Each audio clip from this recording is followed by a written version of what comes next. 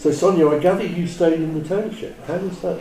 Yeah, I did have the option of either staying in the Summerstrand area at the seafront in a hotel or staying in the township at a homestay, and I'm so glad that I decided to stay in the homestay. I wanted an experience very different to that of home. I didn't want to have a kind of living, a standard of living that I'm used to really at home.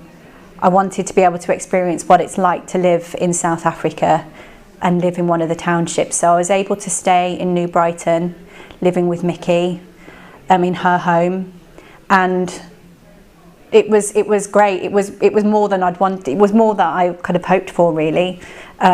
She became like my mum. She looked after me, but equally gave me space, and I had my own room. I could use the kitchen whenever I wanted to. We'd have meals together. She'd let me just do my own thing if I wanted to, but then we could do things together as well. And New Brighton became my home, and it's my second home now. I still go back to see her and go back to Port Elizabeth. At least I've gone back at least once, some years twice a year. So it's been something that stayed with me. And how did you find travelling around the townships? Was that difficult?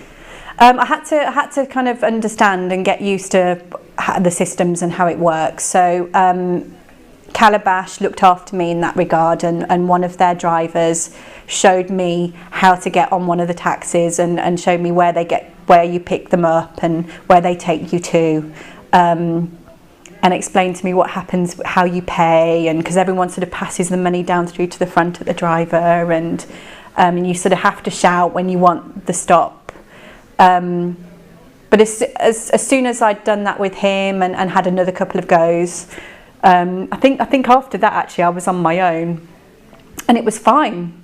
I found it really enjoyable, and it was so different to what I have at home that it was a really nice difference. And people on the bus would always ask me why I was there and where I was living, and they'd be interested in what I was doing there, because of course I was the only white person really living in that township, so I was quite often only the white person on the taxi, certainly in the townships.